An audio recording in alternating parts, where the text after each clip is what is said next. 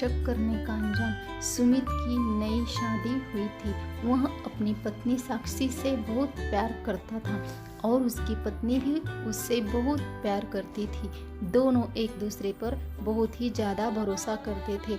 दोनों एक दूसरे को से खुद के जान से भी अधिक प्यार करते थे और अपनी हर बात एक दूसरे से ज़रूर शेयर करते थे। सुमित के दोस्तों को सुमित का मजाक करने में बहुत ही मज़ा आता था, लेकिन सुमित बेचारा कुछ भी नहीं बोलता था, बस सुनकर रह जाता था। एक दिन की बात है, सुमित अपने कुछ दोस्तों के साथ बगीचे में आराम कर रहा था। तभी एक दोस्त ने मजाक में पूछा, और भाई भाभी का कोई चक्कर तो नहीं है ना?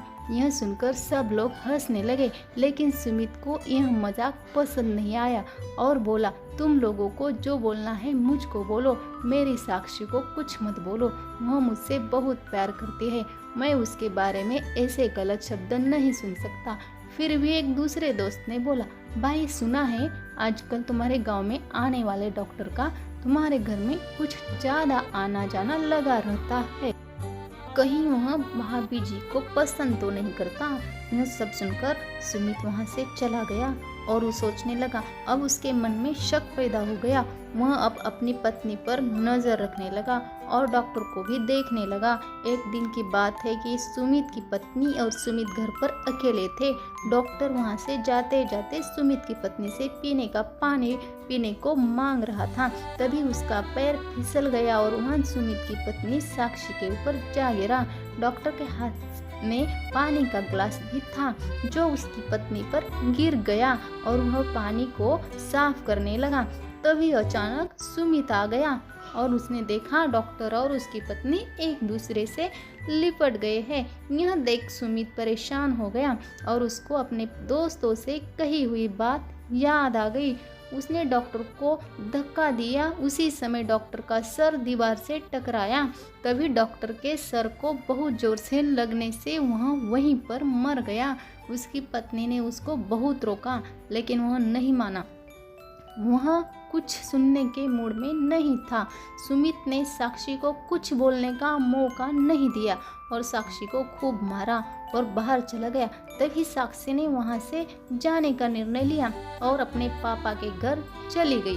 इतना होने के बाद इधर सुमित भी बहुत परेशान रहने लगा। एक दिन सुमित घर की अलमारी में एक गिफ्ट दिखा। डॉक्टर का दिया हुआ गिफ्ट था जिस पर लिखा था, तुम्हारा भाई विकास। वो साक्षी का सगा भाई तो नहीं था, लेकिन वह उसके लिए सगे भाई से भी बढ़कर था। वह डॉक्टर को पढ़ाई के लिए विदेश में रहता था। पढ़ाई पूरी करके बाद में ही यहाँ आया था और विकास एक दिन सुमित से मिलकर बताने वाला था खुद के बारे में। विकास ने साक्षी से सुमित के बारे में सब बातें सुनी थी कि वे एक दूसरे से कितना प्यार करते हैं। यह पढ़कर सुमित के होश उड़ गए, क्योंकि सुमित की पत्नी का कोई भाई नहीं था और वह विकास को अपना भाई मानती थी और उसको रक्षाबंधन भी बांधा था। अब समझ में आ गया कि शक बहुत ही गलत है।